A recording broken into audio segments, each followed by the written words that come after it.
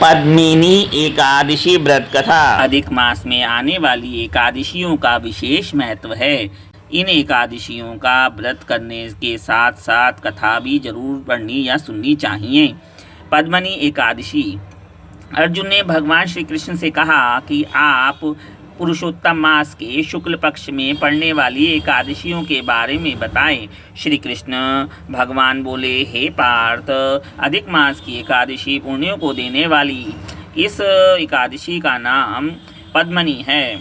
इस एकादशी के व्रत से श्री विष्णु लोक की प्राप्ति होती है।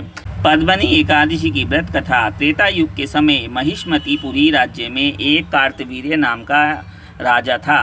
राजा की अनेक रानियां थीं, लेकिन उन सभी में से किसी को भी पुत्र नहीं था जो कि राजा का राज्य संभाल सके।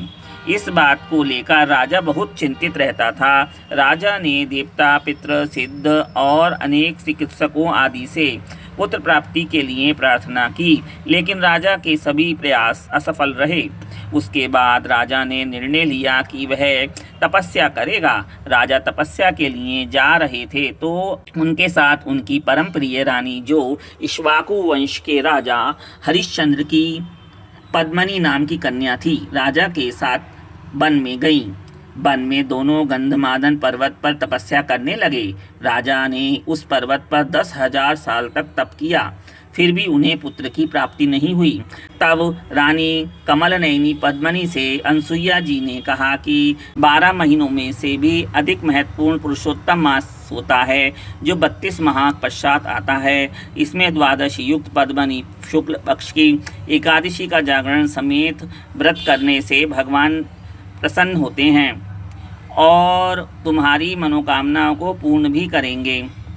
रानी पद्मिनी ने पुत्र की कामना करके पद्मिनी एकादशी का व्रत और जागरण किया। इससे भगवान विष्णु प्रसन्न हुए और उन्हें पुत्र की प्राप्ति का वरदान दिया। राजा कार्तवीर्य और रानी पद्मिनी को बहुत बलवान पुत्र प्राप्त हुआ। तीनों लोकों में भगवान के सिवा उसको जीतने का सामर्थ्य किसी में नहीं था।